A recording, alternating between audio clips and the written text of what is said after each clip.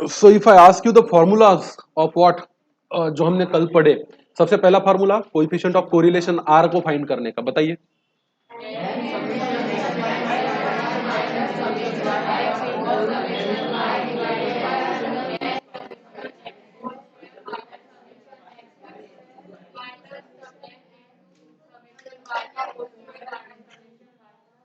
आला ला ला ला ला। चलो ठीक है, एक बार आर हो जाए तो फिर कोएफिशिएंट ऑफ डिटर्मिनेशन क्या है? Coefficient of non determination, coefficient of alienation, standard error,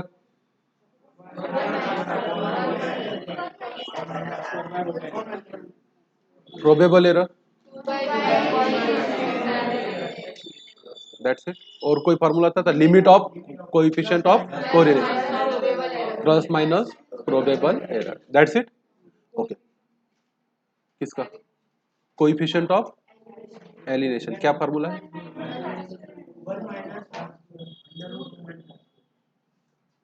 one minus, वो हो गया ना पहले।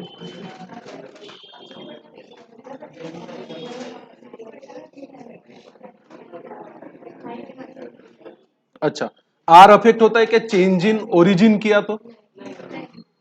एक में करो तो भी अफेक्ट नहीं होता, दोनों में करो तो भी अफेक्ट नहीं होता। एक्स में चेंज करो, वाई में मत करो, change in origin, r affect होता नहीं। एक्स में मत करो, वाई में करो, आर अफेक्ट होता नहीं। एक्स में भी करो, वाई में भी करो, आर अफेक्ट होता नहीं। वैसे ही चेंज इन स्केल से भी फर्क पड़ता नहीं, चाहे एक्स में करो, चाहे वाई में करो, चाहे दोनों में करो। चेंज इन ओरिजिन और चेंज इन साइन साइमल्टेनियसली किया तो भी आर को फर्क पड़ता नहीं, चाहे एक में करो, चाहे दो में करो, चाहे दोनों में करो। पर चेंज इन साइन अगर एक में किया तो आर की साइन क्या होती? चेंज।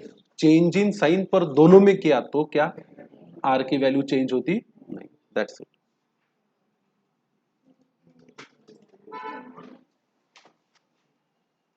होमवर्क में आपको कहां से कहां तक थे क्वेश्चन नंबर 5, 6, 7? तो I would ask you the solutions of question number 5। R बताइए 5 का। 0.67। अब थोड़ा सा इसके वैल्यू में डिफरेंस आ सकता है if you are taking more decimals और 2 डेसिमल्स और 3 डेसिमल्स और 4 डेसिमल्स। पर मैं जनरली 2 डेसिमल लेके राउंड ऑफ करना रिकमेंड करूंगा, क्योंकि आमतौर पे आपके क्वेश्चन पेपर पे भी नोट होती है make calculations up to 2 decimals. 4 सबसे ज्यादा अच्छा रिलायबल आंसर आपको देता है, but it consumes a time. तो मैं आर की वैल्यू को यहाँ पे फ्रीज करता हूँ, कितना? 0.67। ऑल राइट, आर के बाद हमें निकालना था कोइफिशिएंट ऑफ डिटर्मिनेशन। एक मिनट, मैं सभी के लिए एक प्रॉपर टेबल ही बना लेता हूं। कोइफिशिएंट ऑफ कोरिलेशन आर कितना आया बेटा? Coefficient of correlation 0.67। फिर आपको निकालना था कोइफिशिएंट ऑफ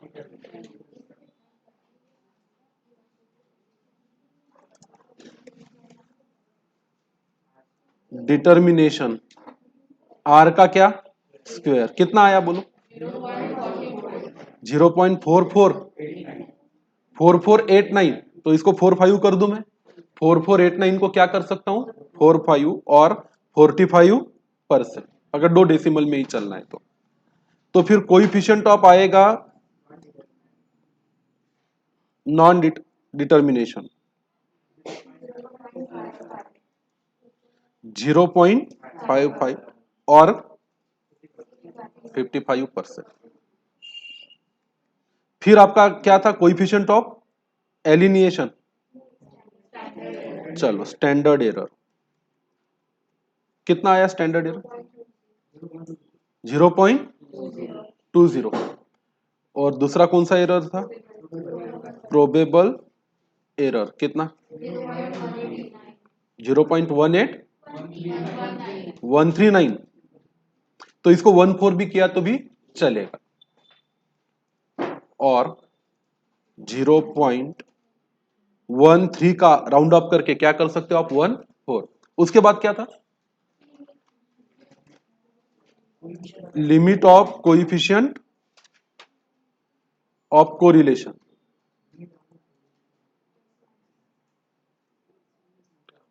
ये क्या था, प्लस माइनस है ना,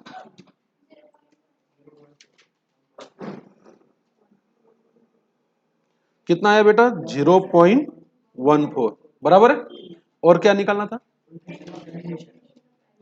कोइफिशिएंट ऑफ एलिनेशन। एलिनेशन का स्पेलिंग बताओ कोई,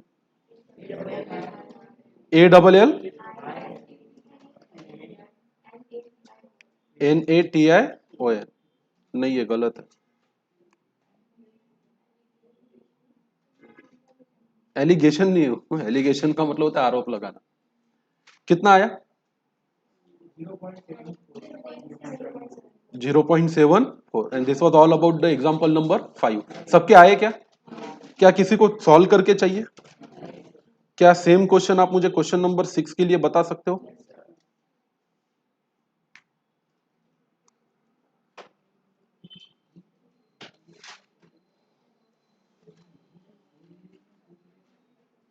बताओ बेटा,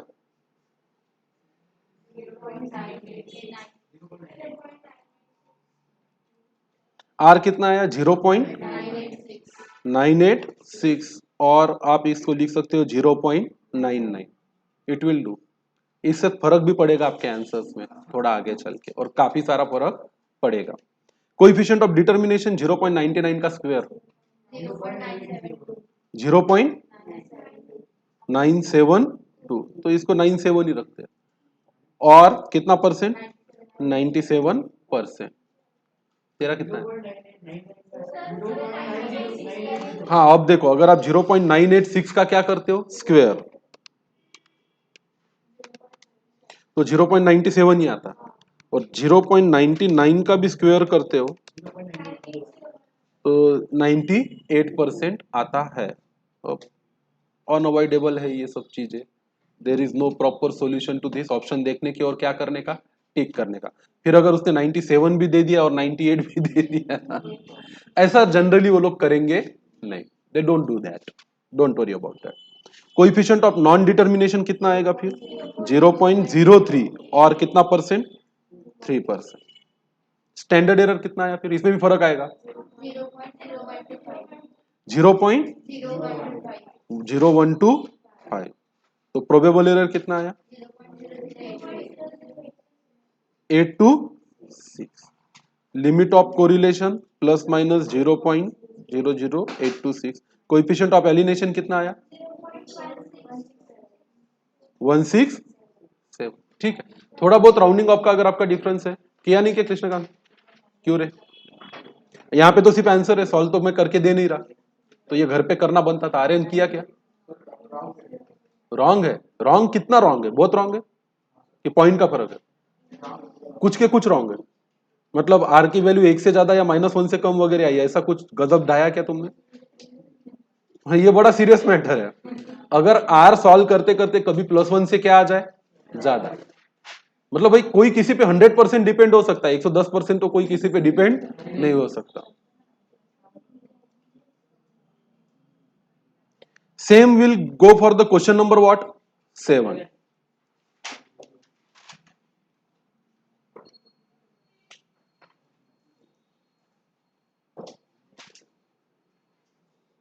तो चलिए जी बताइए आंसर। क्या कोएफिशिएंट ऑफ कोरिलेशन 0 है, क्या बात कर रहे हो, मतलब कोई आपस में इनका संबंध है ही नहीं, इतने झगड़े हो गए इनके, सारे संबंध खत्म कर लिए। तो कोएफिशिएंट ऑफ डिटर्मिनेशन भी, कोएफिशिएंट ऑफ नॉन डिटर्मिनेशन कितना 1 और कितना percent 100%। Standard error 0. Probable error 25। चलो तो प्लस माइनस 0 पॉइंट क्या आ जाएगा ये 25। एलिनेशन क्या बात कर रहे हो, कोई संबंध ही नहीं इनका, मतलब कोई कहीं जा रहा है तो कोई कहीं जा रहा है, आपस में कोई लेना देना है ही नहीं। ठीक है, अब देखो ये थे बेसिक फॉर्मूले पे किया हुआ क्या कैलकुलेशन। अब इसमें कोई क्वेश्चन नंबर 1 भी है जो हमने किया नहीं था। Given that the coefficient of correlation between x and y is 0.6। दो वेरिएबल है, एक है x और एक है क्या, y। और आपको बताना है coefficient of correlation between u and क्या, v। ले दे के किया क्या है, x में कुछ प्लस किया माइनस किया और उसका क्या बना डाला, u बना डाला। अरे हाँ कि ना। और v में कुछ प्लस किया कुछ माइनस किया कुछ डिवाइड किया कुछ मल्टीप्लाई किया और y का क्या बना डाला, v बना डाला। लिखो सॉल्यूशन।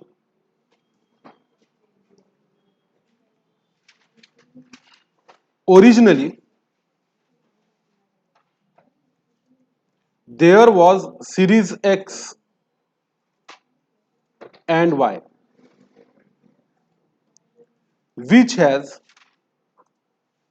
r x y। इसका कोएफिशिएंट ऑफ कोरिलेशन क्या नाम से पुकारा जाएगा, आर एक्स वाई। कितना, 0.6। ये फंडा समझो, फंडा समझोगे तो कॉन्सेप्ट समझ में आ जाएगा, फिर दिक्कत जाएगी नहीं। Later on this series X gets converted into series U. X convert होके किस में कन्वर्ट हो गई, यू में। अरे एक्स का डीएक्स कर सकते तो आप उसको कुछ भी नाम दे सकते ना, पी नाम दे सकते, क्यू नाम दे सकते, डीएक्स दे सकते, सिग्मा एक्स दे सकते, डेल एक्स दे सकते, गामा एक्स दे सकते। इन्होंने एक्स को प्लस माइनस मल्टीप्लाई डिवाइड करके क्या बना डाला, due. By doing change in origin, change in scale and change in sign, and series y gets converted into series v। y का क्या बना डाला इन्होंने, v। वही बाय डूइंग क्या, change in origin, change in scale and change in sign. तो थोड़ा सा इक्वेशन सॉल्व करना पड़ेगा ये पता करने के लिए कि क्या किया। हमें पता है चेंज इन ओरिजिन करने से इसको बटाटे का फर्क पड़ता नहीं है, चेंज इन स्केल करने से भी फर्क पड़ता नहीं है, दोनों में चेंज इन साइन अगर किया है तो भी फर्क पड़ता नहीं है। पर अगर एक में चेंज इन साइन है और एक में नहीं है तो फिर आर की साइन क्या हो जाएगी, चेंज हो जाएगी। बराबर है। नीचे लिखेंगे वी नो, कुछ पता भी है अपने को। If there is change in origin in one series or both series, it does not affect R। it does not affect क्या, R। so if R किसका रे, X और Y का is 0.6 then R किसका, U और V का will also remain 0.6। हमें पता है चेंज इन ओरिजिन से आर को फर्क पड़ता नहीं है, तो आर जो एक्स एंड वाई सीरीज का है वो 0.6 है, तो आर जो होगा यू एंड वी सीरीज का वो भी क्या होगा, 0.6। फिर हम लिखेंगे same thing for change in, if there is a change in scale,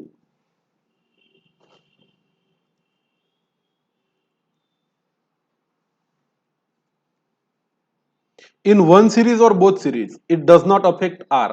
तो अगर आर एक्स वाई का 0.6 है तो आर यू वी का भी कितना रहेगा, 0.6। चाहे एक सीरीज में आप चेंज इन स्केल करो या दूसरे दोनों सीरीज में क्या करो, चेंज इन स्केल करो। बराबर है। तीसरा हम लिख सकते हैं if there is a change in sign, in one नहीं लिखेंगे,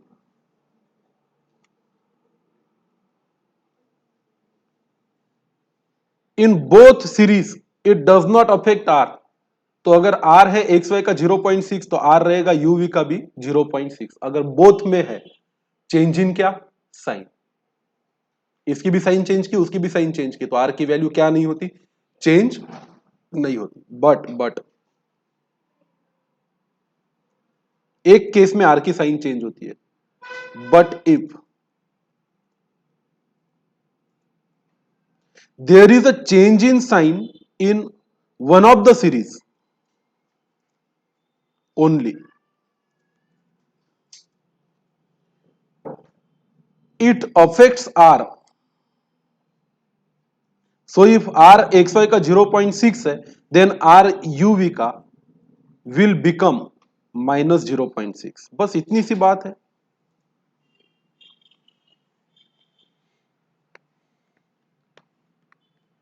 होमवर्क कल का सबने किया क्या? कोई है क्या ऐसा जिसने ऑनेस्टली नहीं किया? किया पर सब गलत आया.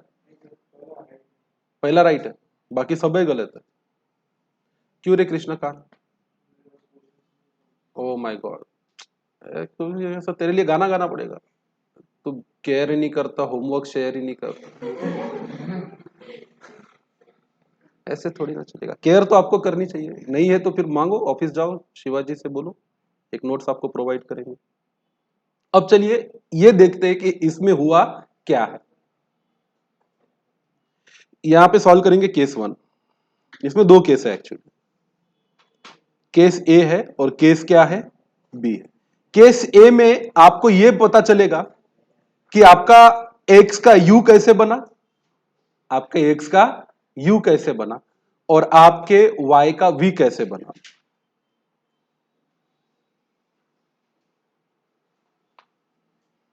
एंड को छोड़ो, मारो गोली. तो अपने को इसको u इज इक्वल टू के टर्म में लाना है. कौन से टर्म में लाना है? u इज इक्वल टू के टर्म. u बना कैसे ये पहले पता करेंगे. चेंज इन ओरिजिन हुआ है, चेंज इन स्केल हुआ है, या चेंज इन साइन भी हुआ है, पता चलेगा.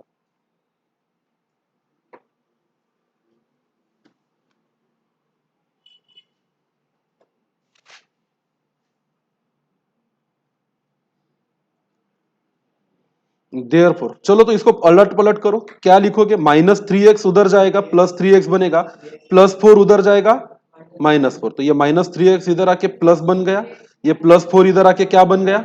माइनस. बराबर है. और ये जो 2 है ये इधर जाएगा तो क्या बन जाएगा? डिवाइडेड बाय 2 बन जाएगा. तो हमें मिल गया भाई u इज इक्वल टू का कुछ फंडा मिल गया. इसको और थोड़ा सा इंडिविजुअली सॉल्व करके रख देते हैं.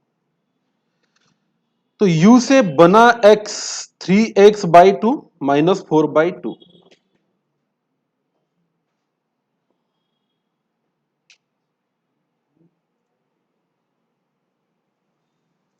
अच्छा चलो, इसका मतलब क्या है रे? कि 4/2 को माइनस किया गया है और x को 3/2 से क्या किया गया है? मल्टीप्लाई किया गया है. इसका मतलब यहां पे चेंज इन ओरिजिन भी है और चेंज इन स्केल भी है.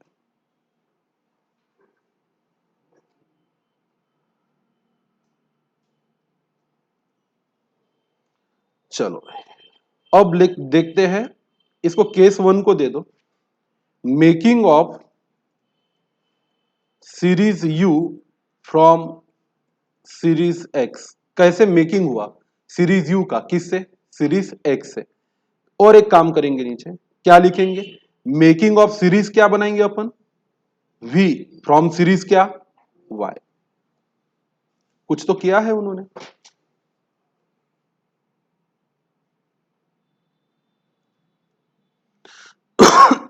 ये दिया हुआ है. नीचे अपन आ जाते हैं. Therefore v is equal to के टर्म में इसको लेके आ जाते हैं. And therefore v is equal to क्या होगा रे? ये माइनस उधर जाएगा, 16 डिवाइडेड बाय करना पड़ेगा क्या? 4. ब्रैकेट में करना पड़ेगा क्या? y. फिर किसकी साइन देनी पड़ेगी? ये +11 उधर जाएगा तो क्या बनेगा? -11 बाय क्या करना पड़ेगा? 4. और कुछ इस तरह से कन्वर्जन हुआ है सीरीज y का सीरीज किस में? v में. जिसमें 11/4 माइनस किया गया है और 16/4 से क्या किया गया? मल्टीप्लाई किया गया है. 11/4 माइनस करना मतलब चेंज इन ओरिजिन करना. 16/4 से क्या करना? मल्टीप्लाई करना मतलब चेंज इन स्केल करना. साइन को कहीं पे भी छेड़ा गया नहीं है और दोनों जगह नहीं छेड़ा गया. अगर यहां पे नीचे -16/4 से मल्टीप्लाई करते हो और ऊपर सिर्फ 3/2 से मल्टीप्लाई करते तो R 0.6 जो पॉजिटिव है उसका साइन चेंज होके -0.6 हो जाता। अरे हाँ कि ना? अरे यस और no? As there is change in origin and change in scale in both the series, there is no change in sign either in u or in v. Change in origin change in scale दोनों में, पर change in sign किसी में नहीं है, u में भी नहीं है और v में भी है। r will remain same as 0.6 या प्लस 0.6। ये था हमारा केस नंबर 1। ऐसे ही अपन सॉल्व करेंगे कौन सा केस? कौन सा केस? बी।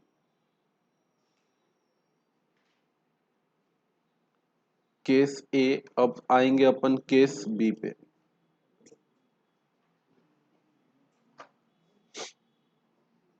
ए बात गई क्या भेजे के अंदर?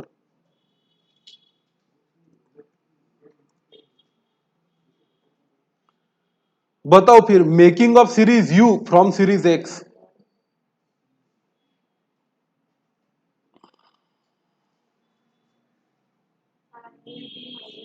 ये दिया है आपको 2u plus 3x+4 is equal to कितना? 0। And therefore U is equal to directly बता सकते हो क्या? And therefore U is equal to -3 divide करना पड़ेगा इसको 2 से, ब्रैकेट में लिखना पड़ेगा क्या? x +4 उधर जाएगा तो क्या बनेगा? -4 डिवाइडेड बाई क्या? 2। ऐसा बनता है। अब यहां पे एक ट्रिक है, u में क्या चेंज हुई है? साइन चेंज हुई है। 3/2 से मल्टीप्लाई किया जरूर, पर मल्टीप्लाई किया किससे? -3/2 से। एक जगह तो साइन चेंज हुई है। अगर उधर भी साइन चेंज हुई तो आर की वैल्यू पे फर्क पड़ने वाला नहीं है, पर अगर इधर से चेंज हुई है साइन में और उधर नहीं हुई है तो फिर आर के साइन में क्या पड़ेगा? फर्क पड़ेगा। अब अपन लिखेंगे making of series V from series Y.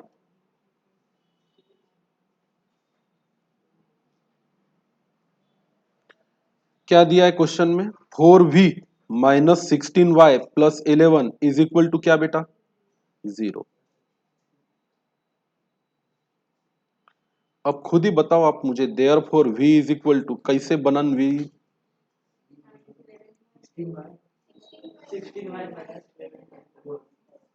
And therefore v is equal to -16 उधर जाएगा तो क्या बन जाएगा? 16 डिवाइडेड बाय क्या करना पड़ेगा? 4। इसको मल्टीप्लाई करना पड़ेगा किससे? y से। प्लस 11 उधर जाएगा तो -11, इसको भी डिवाइड होगा कितने से? 4 से। ऐसा कुछ बनता है। अब इधर -11/4 किया उससे कोई फर्क पड़ता नहीं है। 16/4 से मल्टीप्लाई किया पर साइन चेंज नहीं की। एक जगह साइन चेंज हुई है और एक जगह साइन चेंज नहीं हुई, तो फिर आर की क्या चेंज होगी?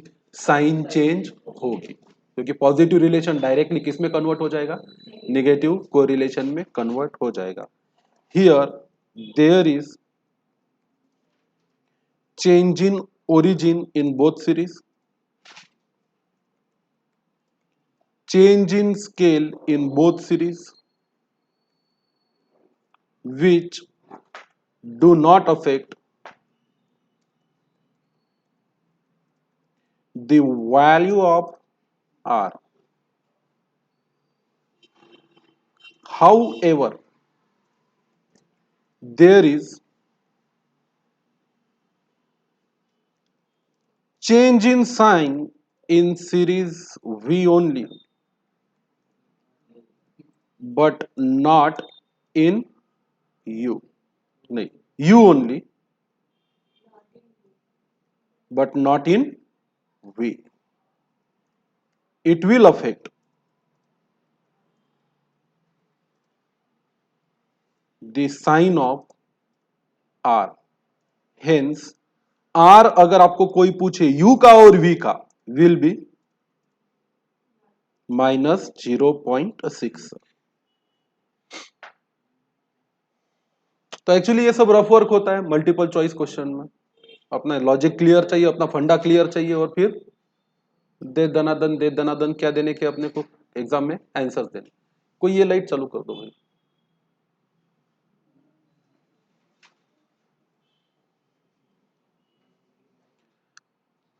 एग्जाम्पल नंबर 2 हो गया था क्या अपना?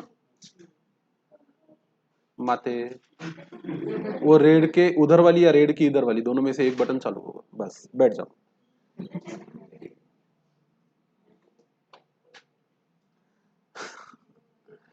एग्जाम्पल 2 कर लिया था क्या अपन? नहीं किया था? कौन सी खुशी में इसको छोड़ा अपन ने? चलिए अब अपन पढ़ते हैं other formulas to calculate the coefficient of correlation. और भी कई सारे इसके क्या है, वेरिएंट्स है, मेथड्स है। आइए लिखते हैं, हेडिंग देंगे आप लोग।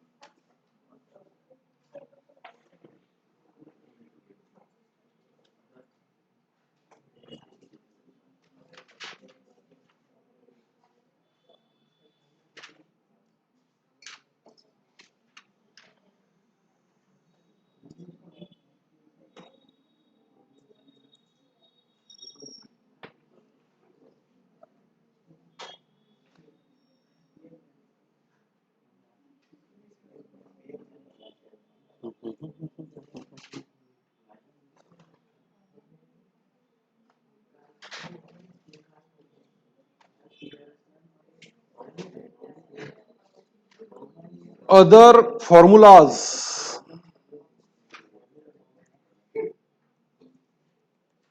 to calculate the coefficient of correlation are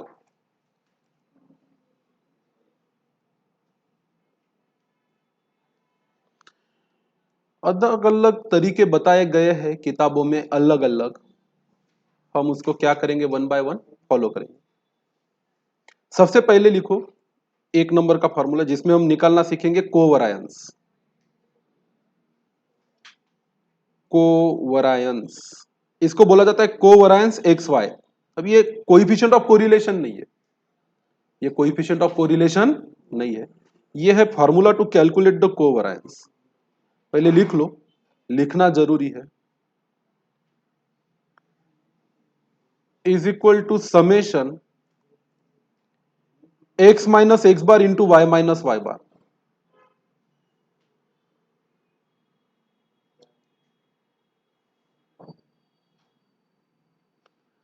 ये ऐसा है फार्मूला वो।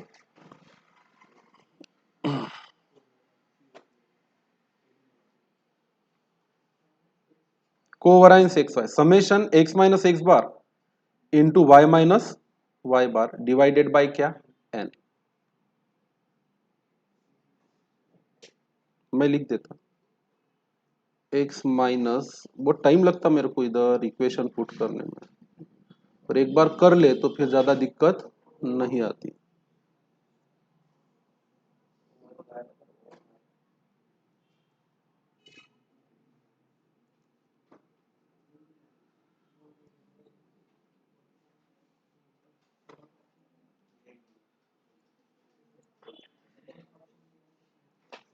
लिखो भाई लिखो, यही है फार्मूला।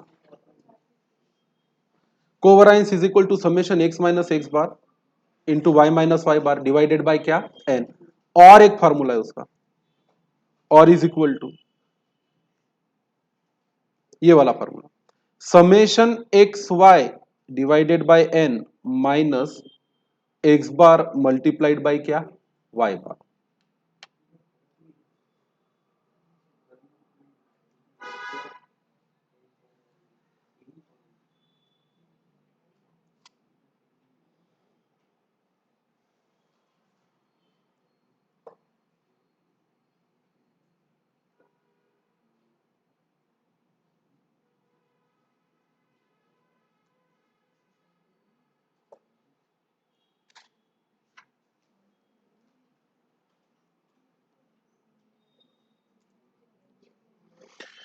ये दो तरीके से आप निकाल सकते हो किसी भी दो वेरिएबल एक्स और वाई का क्या, कोवरायंस। लिखते चलो। फिर फार्मूला है आर का, covariance X Y divided by sigma X into sigma Y. आइए फिर इस वेरिएंट पे भी काम करते हैं।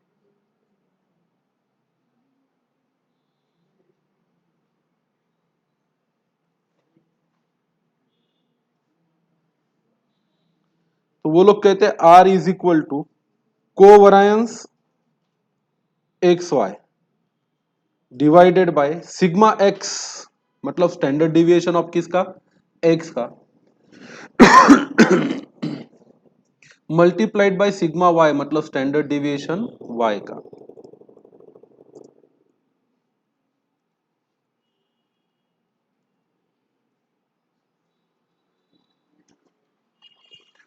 ओके अब आप चाहो तो कोवरायंस में कोवरायंस का पूरा लॉन्ग फॉर्मूला भी डाल सकते हो, जो होगा summation X minus X bar into summation Y minus Y bar divided by क्या, एन।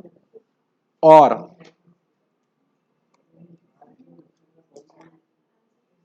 नहीं, आंसर सेम ही आता, पर ये सारे वेरिएंट्स जो है ये याद रखने पड़ते हैं।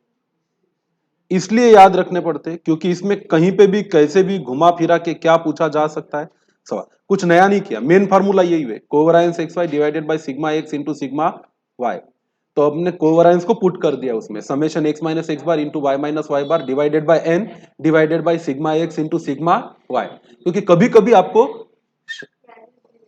अलग अलग वैल्यूज दिए रहते हैं और क्या फाइंड करना पड़ता है, आर। तो इसके सारे वेरिएंट्स जो है क्या फाइंड करने के, आर फाइंड करने के, वो हमें पता होने चाहिए।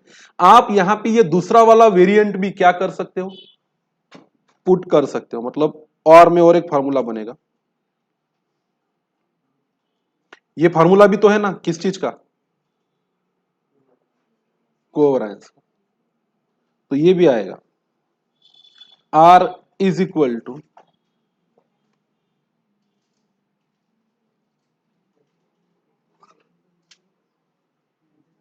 इसको डाल देते अपन ब्रैकेट में और यहां दे देते साइन डिवाइडेड बाई की, या मल्टीप्लाई कर देते सीधा, 1 divided by sigma X sigma Y. This formula also they can give you to find the value of R. क्यों खुश हो रही है कुमकुम इतनी, हमको भी बता, ये कुछ तो होगा। अकेली अकेली खुश होने से अच्छा मुझे बता, हम भी खुश होते हैं। नहीं तो ध्यान से लिख। और आते हैं नए वेरिएंट पे। अच्छा, स्टैंडर्ड डेविएशन एक्स का फार्मूला भी डबल से लिखाने का कोई मतलब नहीं है, that you know. Standard deviation Y का भी फार्मूला डबल से लिखा के मतलब नहीं है। यहां से तो हमने शुरुआत ही की थी, I is equal to N summation X Y summation X summation Y, और ये नीचे वाला कोवरायंस फाइंड करने का ये फार्मूला हमने अभी अभी देखा, सिग्मा एक्स सिग्मा वाई का फार्मूला हमें पता है। ये कंटिन्यूअस सीरीज के लिए।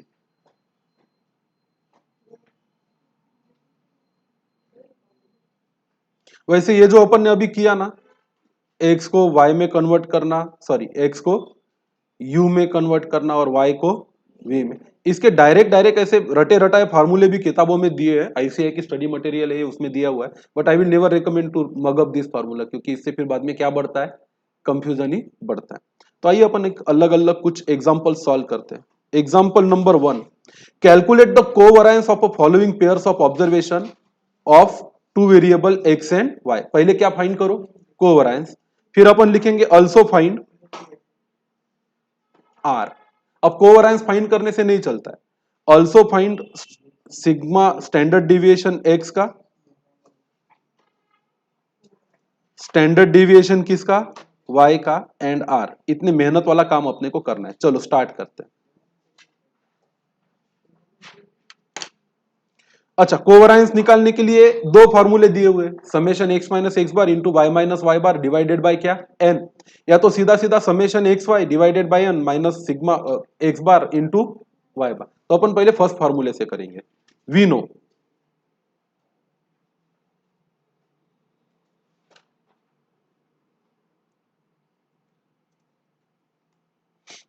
कोवरायंस का फार्मूला लिख लेते हैं। अब सिर्फ कोवरायंस का नहीं, अपन सिग्मा एक्स का भी लिखेंगे और सिग्मा वाई का भी लिखेंगे।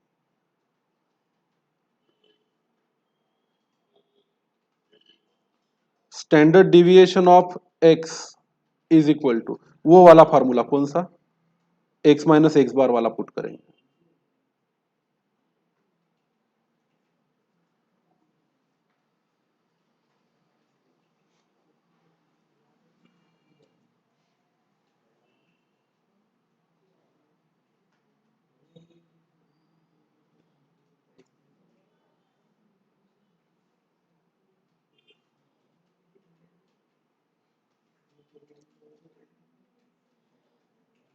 एक्स माइनस एक्स बार का स्क्वायर डिवाइडेड बाय क्या, एन, ये वाला। फिर सिग्मा वाई का भी फॉर्मूला पुट करेंगे।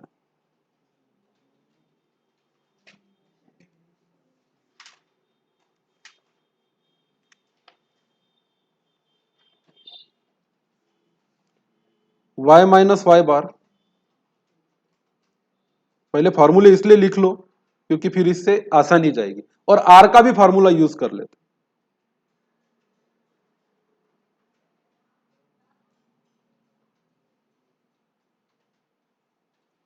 Are is equal to covariance X Y divided by sigma X into sigma Y. अब इसके लिए टेबल कैसे बनेंगे, एक्स की वैल्यू पता है, वाई की वैल्यू आपको पता है, एक्स की वैल्यू का समेशन एक्स निकाल के एक्स बार निकाल लेते, वाई की सम करके क्या निकाल लेते, वाई बार निकाल लेते।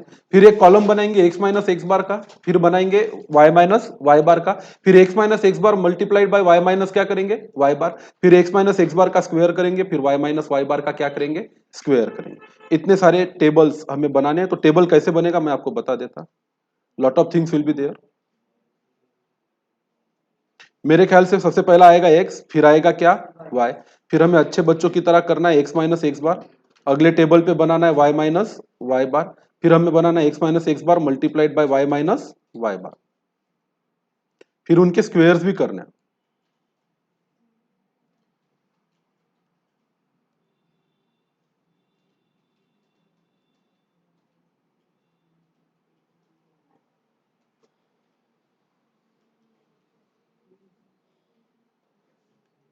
और इतने में अपने सारे काम हो जाते हैं।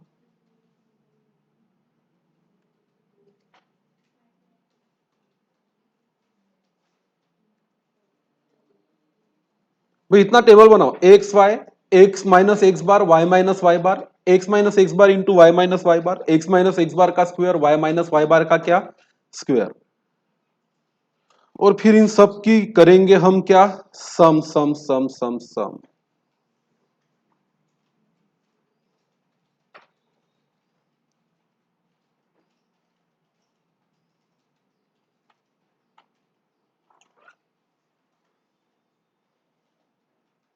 इसको बोलेंगे समेशन एक्स, इसको बोलेंगे समेशन वाई, इसको बोलेंगे summation X minus X bar, summation Y minus Y bar, summation X minus X bar into Y minus Y bar, summation X minus X bar का स्क्वायर, और summation Y minus Y bar का क्या, square. Can someone tell me the values please. X की value बता देते हैं और Y की वैल्यू बता दो। 1 से लेके कहां तक है, 10 तक।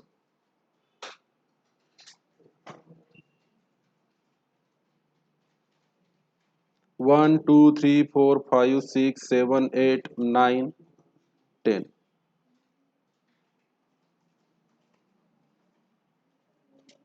वाई की वैल्यूज कोई बताएगा क्या, 6 9 6 7 8 5 12 3 1 7 17 1।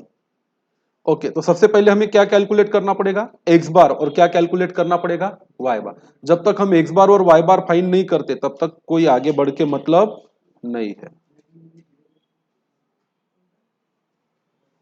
तो बताइए एक्स बार का फॉर्मूला क्या है बेटा, summation of x divided by क्या, एन।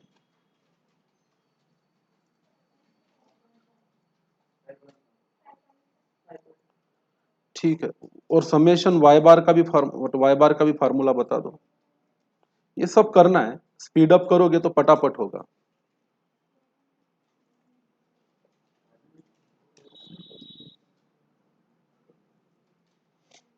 ठीक है, तो मुझे कोई समेशन एक्स बता देते क्या जल्दी से। अच्छा नहीं, वैल्यू बताओ समेशन एक्स की। 55 डिवाइडेड बाय 10 कितना आता है 5.5। कोई मुझे समेशन y बताएगा 27 divided by 74 divided by 10 is equal to कितना आएगा 7.4। अब चलो x बार पता चल गया, क्या पता चल गया y बार। अब अपने को करना है x माइनस एक्स बार, फिर करना है y माइनस वाई बार, उसका स्क्वायर भी करना है। तो मैं तो बोलता x माइनस एक्स बार और उसका स्क्वायर, ये चीजें एक साथ ही भर लो, क्योंकि वैल्यू निकालने के बाद इनटू करके क्या करना है इक्वल टू ही करना है ना। अरे हाँ कि ना। तो जैसे ही x माइनस एक्स बार निकलता है वैसे ही x माइनस एक्स बार का क्या निकाल लो साथ साथ में स्क्वायर। तो बताइए x माइनस एक्स बार कितना आता है -4 और उसका स्क्वायर कर लो, तो x माइनस एक्स बार का स्क्वायर बता दो 20.25। दूसरा बताओ x माइनस एक्स बार कितना आता -3.5, तो उसका स्क्वायर भी कर लो कितना 12.25। तीसरा भी बता दो x माइनस एक्स बार कितना आता -2.5, उसका स्क्वायर भी बता दो। नेक्स्ट वैल्यू बता दो x माइनस एक्स बार की -1.5, उसका स्क्वायर भी बता दे।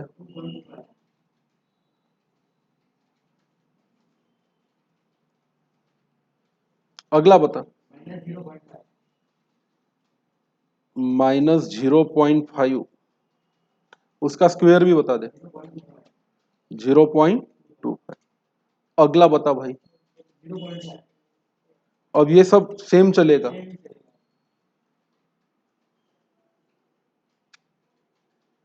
1.5, 2.25, 2.5, 6.25, 3.5, 12.25, 4.5, 20.25। अच्छा किसी ने किया होगा तो y माइनस वाई बार की वैल्यू और उसका स्क्वायर भी बता दो मुझे लगे हाथ।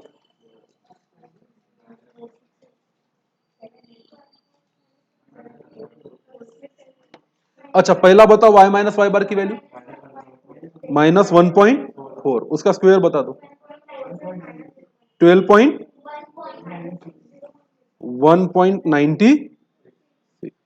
अच्छा दूसरा बता दो y माइनस वाई बार प्लस की माइनस 1.6 का स्क्वायर बता दो 2.5। तीसरी वैल्यू बता दो y माइनस वाई बार की -1.4, उसका स्क्वायर बताओ 1 पॉइंट। अगली वैल्यू बताओ y माइनस वाई बार की -0. उसका स्क्वायर 0 पॉइंट क्या आएगा 16। अगली वैल्यू बताओ मुझे 0.6, उसका स्क्वायर बता दो। अगली वैल्यू -2.4, उसका स्क्वायर बता दो 5.76। अगली वैल्यू बताओ 4.6 प्लस है ना, स्क्वायर बताओ 21.6, 21.16। ओके अगला बताओ -4. उसका स्क्वायर बताओ 19.36। अगला बताओ 9 पॉइंट स्क्वायर बताइए 92.16। लास्ट बता दीजिए -6 पॉइंट स्क्वायर बता दीजिए 44.96, 40.96। गुड। लगे हाथ x minus X bar into Y minus Y बार बता ही दो फिर 6.3 -5.6, 3.5, 0.6 -0.63। ओके -1.2, 6.9 -11, ये -11 एक बार चेक करना।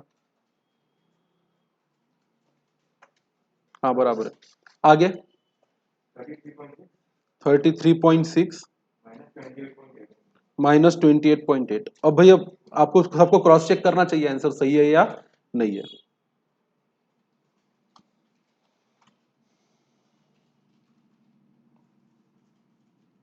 समेशन एक्स आया 55, समेशन वाई आया 74। वैसे इसकी कोई जरूरत नहीं है समेशन एक्स माइनस एक्स बार की, एब्सोल्युटली नो नीड, कहीं पे फॉर्मूले में यूज होने वाला है ही नहीं वो, तो नहीं किया तो भी चलेगा।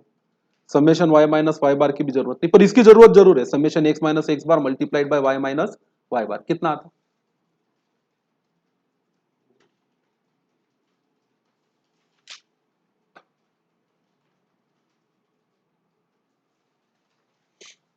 एम प्लस दिया है भगवान ने, वापरो उसको, कितना आता।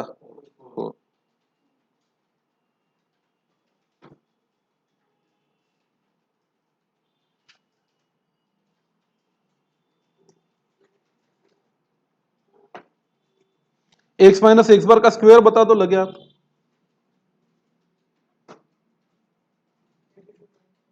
82.5। वाई माइनस वाई बार का स्क्वायर भी बता दो। 181 पॉइंट, शाबाश। अब क्या करनी है, उठा उठा के वैल्यू कहां पटकनी है। अब इसको नहीं छापना है बेटा आपको, ये सब आपको अपने कैलकुलेटर पे खुद करना है। It is not meant to be the copy and paste कि बोर्ड पे देख लिया लिख लिया, विल नॉट हेल्प यू, कोई फायदा नहीं इससे। अपनी उंगली आप चलाओ फटाफट फटाफट। चैटिंग कैसे करते हो व्हाट्सएप पे, टक टक टक टक टक टक।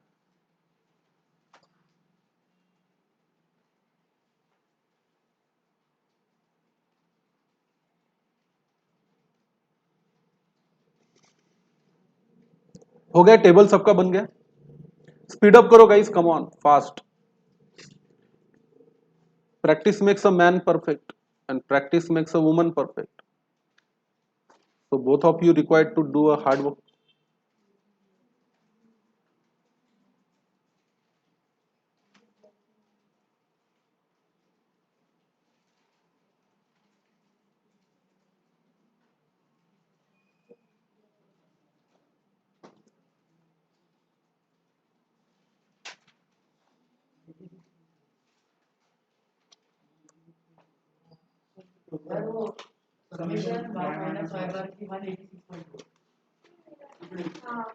नहीं ठीक है, हो सकता है जिसने भी बताया उसका गलत हो, आप लोग सही आंसर बता दो, it will help me.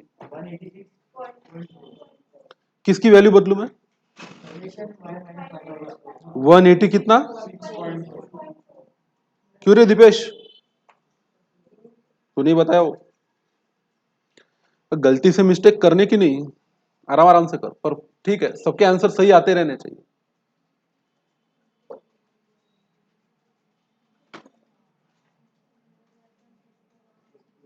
Done क्या, इधर आए क्या अपन, बताओ ना मुझे, कोवेरियंस के फार्मूले में वैल्यू बताओ, कितना बाय कितना करूं। 4/10 कितना आता है। सिग्मा एक्स में मुझे वैल्यू बताई जाए।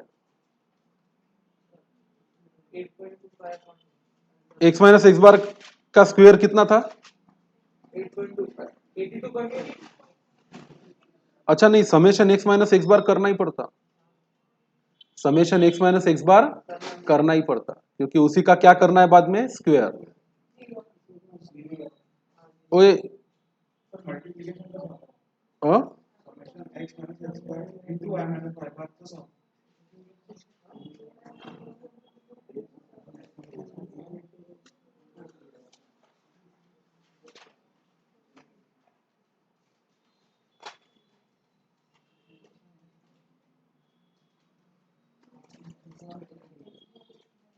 82.5 डिवाइडेड बाई कितना रे, 10 है ना। सम की साइन नहीं डाली ना मैंने यहाँ पे।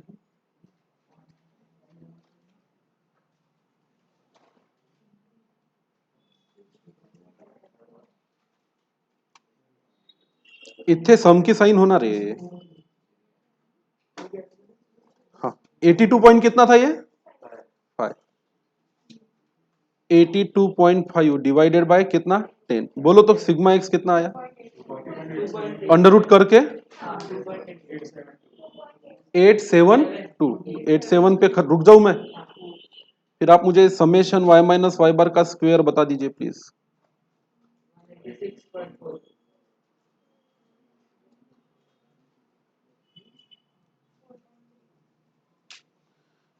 कितना था बेटा 186 पॉइंट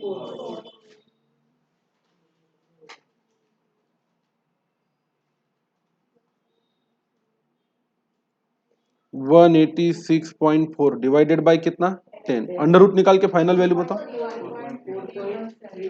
4.317 है क्या तो 32 करना चाहिए फिर इसको 317 है तो इसको क्या करना चाहिए 32 फिर इधर बता दीजिए वैल्यूज कोवराइंस कितना आया था अपना A 0.4 divided by sigma X कितना आया 2.87 मल्टीप्लाई बाय